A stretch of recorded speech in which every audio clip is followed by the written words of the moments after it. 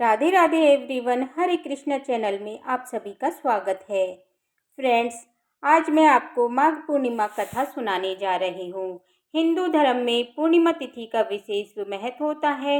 हर महीने शुक्ल पक्ष की अंतिम तिथि पूर्णिमा तिथि होती है। हिंदू पंचांग के अनुसार नए माह की शुरुआत पूर्णिमा से ही होती है। माघ पूर्णिमा के दिन स्नान, दान और व्रत का विशेष महत्व होता है। माघ पूर्णिमा को किए गए स्नान, दान, व्रत का 32 गुना फल हमें प्राप्त होता है। माघ पूर्णिमा का व्रत करने से तथा व्रत कथा सुनने से घर में सुख शांति आती है और घर में लक्ष्मी जी का सदैव वास रहता है। माँ अन्नपूर्णा की कृपा हमेशा बनी रहती है। तो माघ पूर्णिमा की व्रत कथा सुनना बहुत ही महत्वपूर्ण होता है। अगर आपने माघ पूर्णिमा का व्रत किया है तब तो आप ये कथा जरूर सुनेंगे, लेकिन अगर आपने व्रत नहीं भी किया है तो भी आप ये कथा अवश्य सुने ताकि आपको व्रत का फल प्राप्त हो सके। अब मैं आपको माघ पूर्णिमा की कथा सुनाती हूँ। इस व्रत की कथा सुनने के लिए हमें एक जल का लोटा लेना है और अपने हाथ में तिल के दाने और फूल ले लेना है। खाली हाथ कभी भी कोई व्रत कथा नहीं सुनी जाती है। इसके बाद हम व्रत कथा सुननी है। कांति नगर धनेश्वर नामक एक ब्राह्मण रहता था। वह अपने जीवन का निर्वाह दान पर ही करता था। जो उसे दान मिल जाता उसी से उसका जीवन चलता था। ब्राह्मण की कोई संतान नहीं थी। एक दिन ब्राह्मण की पत्नी नगर में भिक्षा मांगने के लिए गई, लेकिन सभी ने उसे बांझ कहकर भिक्षा देने से मना कर दिया।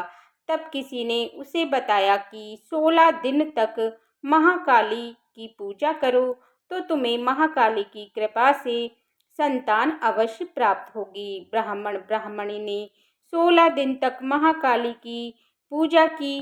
पूजा से महाकाली प्रकट हुई और महाकाली ने ब्राह्मणी को गर्भवती होने का आशीर्वाद दिया और कहा कि अपने सामर्थ्य के अनुसार हर पूर्णिमा के दीपक जलाओ और हर पूर्णिमा को दीपक की संख्या बढ़ाती जाओ जब तक कि दीपक की संख्या 32 ना हो जाए।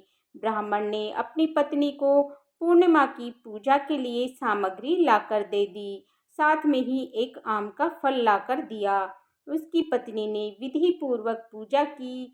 फलस्वरूप वह गर्भवती हो गई। प्रत्येक पूर्णिमा को वह दीपक जलाती। कुछ समय के बाद उनके घर में एक बेटे का जन्म हुआ, जिसका नाम देवदास रखा गया। जब देवदास बड़ा हुआ तब वह अपने मामा के साथ काशी पढ़ने के लिए गया।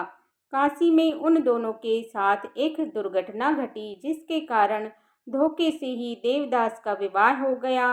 कुछ समय बाद काल देवदास के प्राण लेने के लिए आया, लेकिन उस दिन ब्राह्मण और ब्राह्मणी ने माघ पूर्णिमा का व्रत रखा था, इसलिए काल उसका कुछ नहीं बिगाड़ पाया। तभी से यह माना जाता है कि माघ पूर्णिमा का व्रत अवश्य करना चाहिए। हे भगवान, जैसे आपने ब्राह्मण और ब्राह्मणी के बेटे की रक्षा की, वैसे ही इस कहानी को कहते सुनते हुंकारा भरते सभी के बच्चों की रक्षा और सभी पर अपनी कृपा दृष्टि बनाए रखना। ये थी माघ पूर्णिमा व्रत कथा। पूर्णिमा की पूजा विधि और माघ स्नान वीडियो भी चैनल पर आ चुका है, आप उन्हें एक बार जरूर देखें। फ्रेंड्स, अगर आपको माघ पूर्णिमा की ये छोटी सी वीडियो पसंद आई हो तो वीडियो को लाइक करें और चैनल को सब्सक्राइब करें। देखने के लिए बहुत बहुत धन्यवाद। सभी को राधे राधे। ओम नमो भगवते वासुदेवाय नमः।